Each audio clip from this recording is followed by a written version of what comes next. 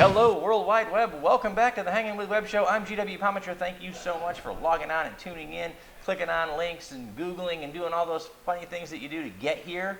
Now that you're here, hit subscribe and bang on a little bell over there. Come back over and over again. We've got authors, artists, filmmakers, musicians, creative minds of all kinds here on the Hangin with Web Show every single weekday after 2 p.m. So hit subscribe and come back over and over again. We are here at our good friends at the Foxwood Wine Company. They gave us like a whole part of the shop today to turn into our own private TV studio so that we could interview some amazing creative minds. And we're hanging out right now with singer-songwriter Shyrl Johnson, whose latest CD, The Language of Love, we're going to drop links to so you guys can click on it, go buy a CD, and just enjoy some amazing music. Shyrl, thanks for hanging with us. Thank you guys for having me. I'm so excited. So let's talk about this CD. All right, the Language of Love. Yes, The Language of Love is a song, the CD I created like maybe 5 or 6 years ago. Okay. And it's still available for sale, but it is my experiences, like when you deal with people, when you fall in love and then when things not going quite right and those types of things. So that's what I wrote about. And so every song on there I wrote except for one, which was House of the Rising Sun. But the House of the Rising Sun is my rendition of the song. So it does not sound like the Animals version of House of the Rising Sun. And well, that's the trick, I think, isn't it? When you're doing a cover piece, is to pay homage to the cover piece, but to make it your own.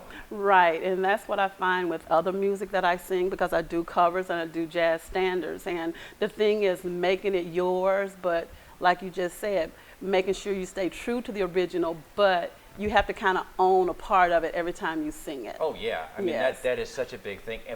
But now there are 10 songs on here, and 9 of them are original pieces. Yes, 9 of them are yours. Yes, they're mine. Wow, how long have you been performing and writing, and how long have you been? Well, I have been performing well over 20 years.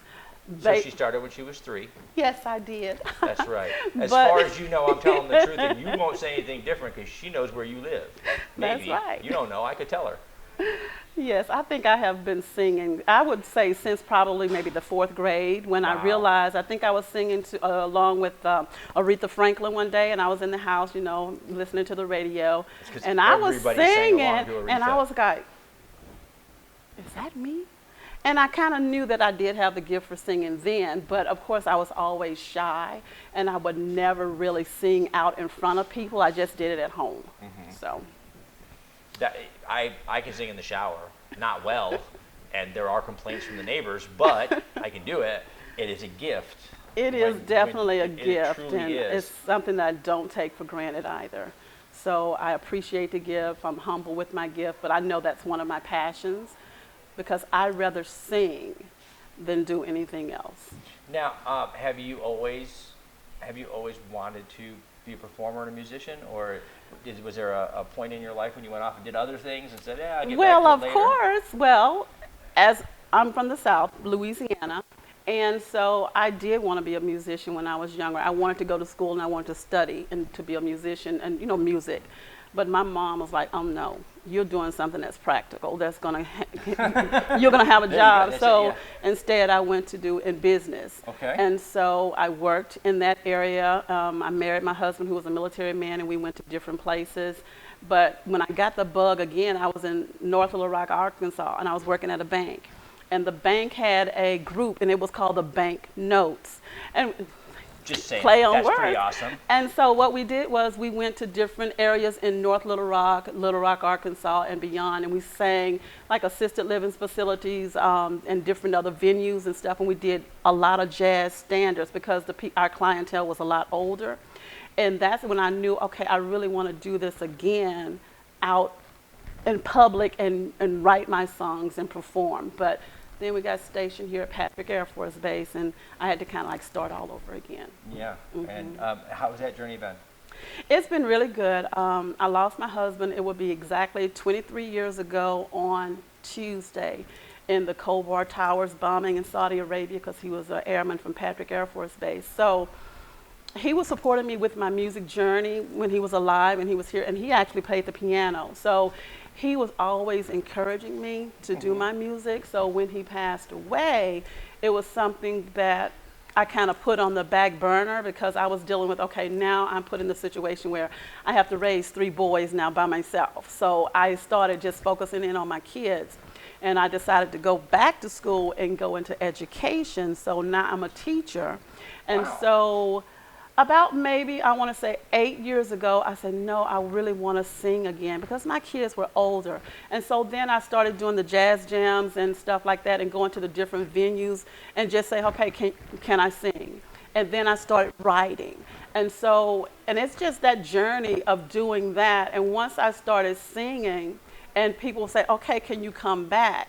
And then I said, well, let me start my own little jazz trio. So then I had a jazz trio. And I was doing that music. So, and that made me really want to step forward. I said, okay, that's another little baby step that I've taken. I'm more comfortable now in front of people. So, and that's just kind of built from there. And then I started writing songs about my journey of love and you know, disappointment and those things like that, which I find out now I really don't need to write about those things, and I don't have to be in a place of despair to write my songs. So Well, let me ask you, because we have obviously a lot of friends that are in the arts, and hearkening back, way back to those days, okay, and the loss of your husband, and guys out there, if you're a service spouse, God bless you, because that is not an easy place to live, and just I can't say enough good things from an old Army grunt to every service spouse out there. Y'all rock. And but how much of a catharsis did your music and your talent play in the healing? I mean, you've gone through a lot of things in your life, and in that healing process, how much of a catharsis did your music play and influence? it was a lot because I think when I'm at that point, and you really can't, at that point, you can't really show your kids that, you know, okay, I'm going through some stuff right now, because you got to be strong for them. So then I would write, and I had a whole book of things that I was just writing down my feelings, and I would put them into verse and things like that. And it's very helpful. So now people say, okay, well, how do you deal with stress? I sing. You know, if I'm at home, okay, something's not, okay, just come out and just start singing a song. So many people think, you know, when they think of performance art, particularly music, so many people think you come out on stage with your smile on and you belt one out, and you have to be happy to do that.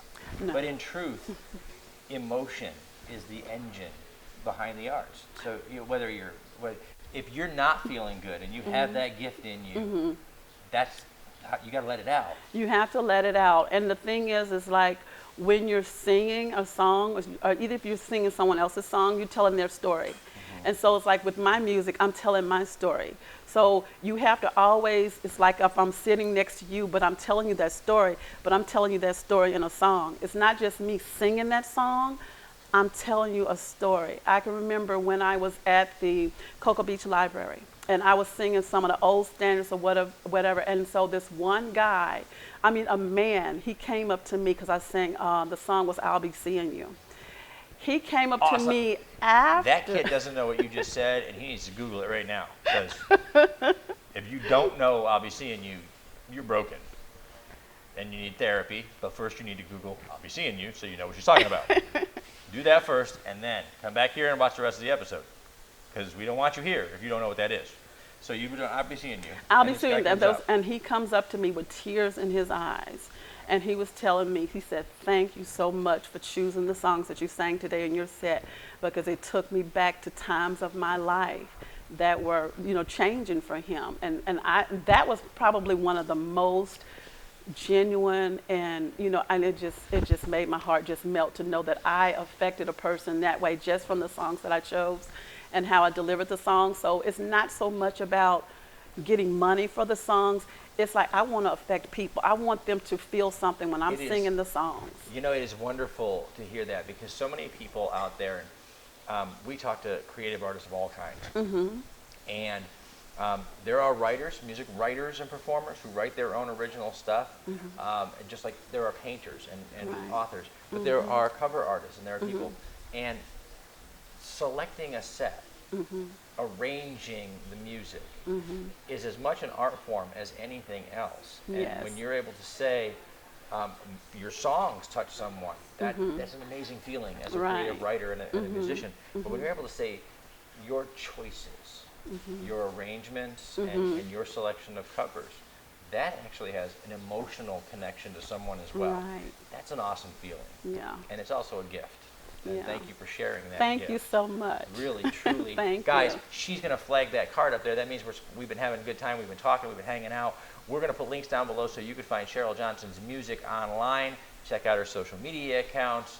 Don't stalk. It's not cool. But listen to the music. We like that, okay? Yes. So we're going to drop those links down below. In the meantime, we're going to thank our partners and our friends at Famous Faces and Funnies, Rick Shea and his team over at Famous Faces and Funnies Comic Shop in Melbourne, Florida. Awesome crew.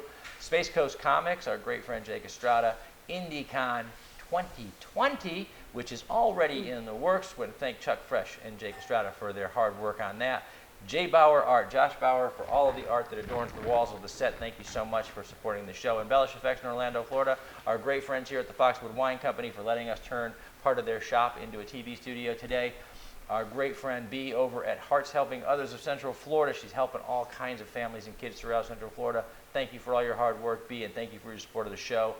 Thank you for tuning in and logging on. Make sure you hit subscribe on the way out. We've been hanging with singer-songwriter Shyrl Johnson. Remember, stay tuned in, stay logged on, see who we're hanging with next. Awesome. Thank you Shyrl. so That was much. awesome. Appreciate it.